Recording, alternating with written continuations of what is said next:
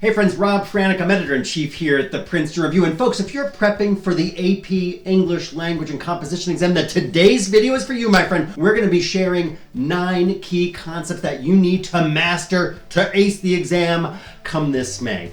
Now, with that said, before we get into this needed detail, let's take a quick step back and clarify the difference between the AP English Language exam and the AP English Literature exam. Now, the AP English Literature exam focuses on analyzing fiction and poetry and the use of literary devices, whereas the AP English Language exam, the exam that we're talking about in this very video today, assesses how you deconstruct arguments and rhetorical strategies in works of nonfiction. Now, some of the major skills tested on the AP English Language exam include the ability to identify an author's purpose and intended audience, as well as the ability to plan and to write cogent, clear essays. Now that we've established the differences between the two exams, let's dig into the 9 key concepts that you need to understand the AP English Language Composition exam. Concept number 1, my friends, is active reading. Now, the passages on the exam tend to be ripe with heavy reading, with long sentences and obscure words. Given your limited time, you'll need to be able to read quickly with understanding. That requires becoming skilled in active reading because, folks, you don't have time to waste not even 2 or 3 precious minutes rereading sentences you didn't grasp the first time. Instead, you should engage with each passage and ask yourself key questions to help you identify the main passage, the main point of the passage, the author's purpose, the rhetorical strategies used to achieve that purpose. Friends, as you're reading, just a few questions, not only to keep in mind, but to actively ask yourself. Number 1, what is the author's main point in the paragraph itself? How does it connect to the paragraph that came directly before it? Where is it likely to lead in the next paragraph? Leads me to concept number 2, understanding words in context. Now, there's a good chance that you'll stumble across a few unfamiliar words during the exam. A key skill that can help you quickly overcome that obstacle is the ability to guess the meaning of a word from its context. Take, for example, the following sentence from our prep book at the Princeton Review. Here it is. The speaker's passion and ebullience began to cut through the dour mood of the audience that confronted him. Personal note, my friend, this exact scenario happens to me many times throughout the academic year. But here's the thing, some readers might not know what ebullience means. That said, you can make an educated guess from the context. If the speaker is speaking passionately about a specific subject and the word ebullience is paired with passionate, then one could reasonably deduce that ebullience has something to do with enthusiasm and exuberance. Learning how to guess the meaning of a word from its context will be an invaluable reading technique for the exam itself, but for life as well. Friends, I say that without a smidge of hyperbole. It's a mathematical certainty in our heads here. Leads me to concept number 3, which is rhetoric and language, style, tone, and theme. Folks, by the time the exam rolls around in May, there are certain terms that you will need to know cold. You will be tested on your understanding of rhetoric and stylistic devices an author uses to appeal to an audience. That includes the 3 classical rhetorical appeals: logos, ethos, and pathos. You can also count on seeing multiple choice and essay questions related to style and to tone and to theme. You'll need to be familiar with their definitions, and you should also clearly understand what words like diction and syntax and denotation and connotation all mean. And we strongly encourage you to study up on the vocabulary of rhetorical and literary devices that commonly appear on the exam itself. Concept number 4, my friends, figurative language. Now, folks, unless you're reading a training or an instruction manual, most written works are not meant to be taken literally and often incorporate figurative language. Now, figurative language can be understood as the speech or writing that deviates from its literal or conventional meaning to achieve a special effect. Now, on this exam, it will be very helpful to review and understand common terms associated with figurative language, including the use of imagery and hyperbole and understatement and simile and metaphor and symbolism and personification and euphemism, and the list goes on and on. And while there's no need for you to strain yourself attempting to use figurative language in the free response section, you will need to analyze texts that contain figurative language on the test itself. Leads me to concept number 5, basic or complex rhetorical modes. Now, rhetorical modes refer to the ways the writer organizes their arguments. As you prepare for the exam and begin to take practice tests, you will quickly see that 40 minutes is not a lot of minutes to write a polished essay. Learning the 3 basic rhetorical modes, example or illustration, classification, and analogy, will be, again, invaluable in helping you write a stellar essay within that allotted time.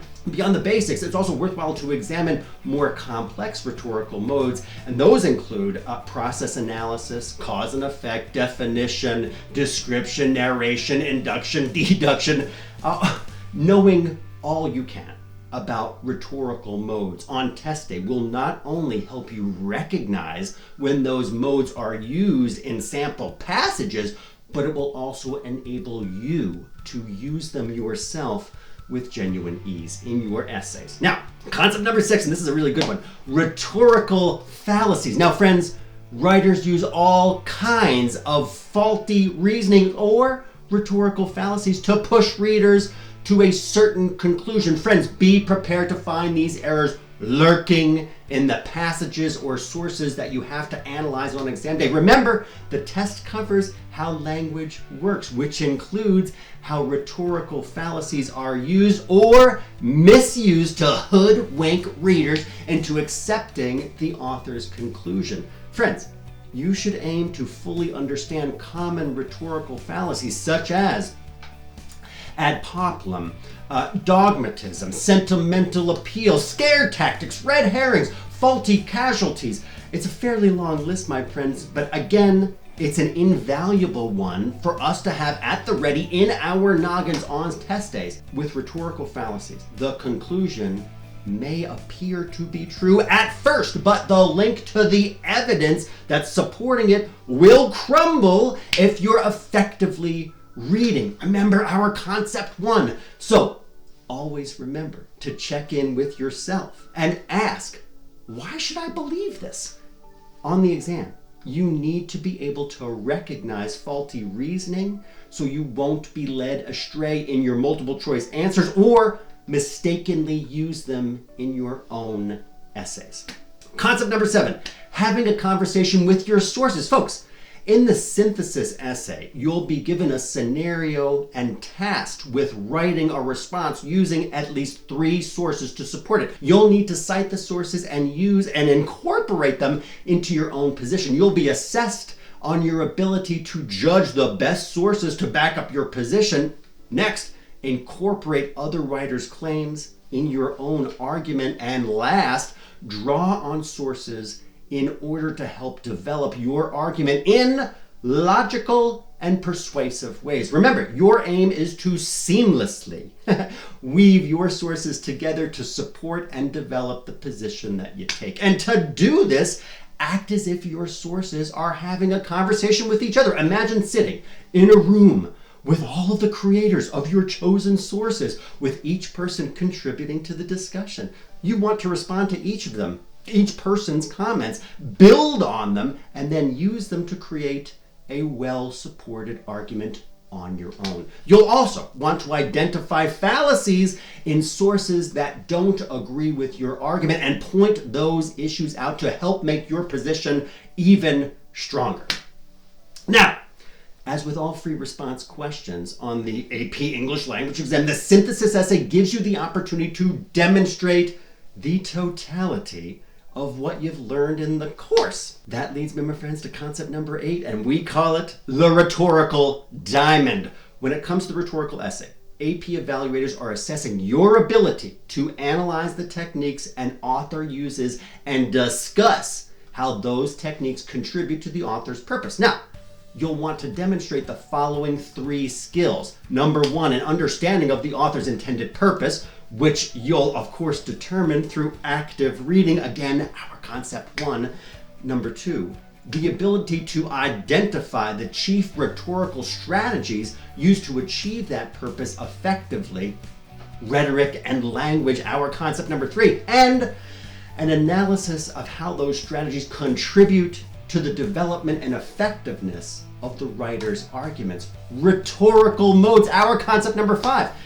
Folks, to help you with this, while you are reading the prompt and the passage, imagine a baseball diamond with the following 4 points. The bases of the diamond: author, context, purpose, and audience. These are the 4 main points of the passage, and you should aim to understand how the passage itself interacts with each point and allow this understanding to help you predict the rhetorical strategies being used in the text. Folks, we've arrived at our last concept, number 9, the argument essay checklist. Now, in the argument essay, you have the opportunity to make an argument without being bound by pesky source documents or having to focus on rhetorical strategies. Instead, you're being asked to argue a position based on your own knowledge and experience. That said, you still want to take a structured and well-supported position by using everything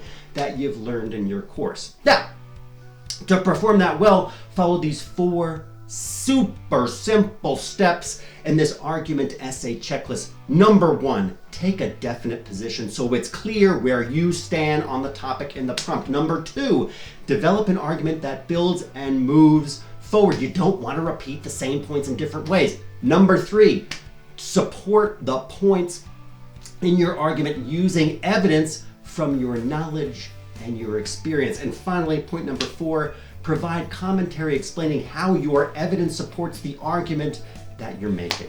Friends, familiarizing yourself with this checklist before the exam will help you organize your essay and achieve a higher score on test day. Folks, we have covered a lot of bases today, but that's it for us today. Folks, I'm hoping that you enjoyed this video. Please do give it a thumbs up if you did. Stay tuned for many more AP exam videos that are headed to your way very shortly. And as always, please do subscribe to our channel if you haven't already for the latest updates on standardized tests, college admissions, study tips, and much, much more. Rob Franek, Editor-in-Chief, signing off for today. Be well, my friends.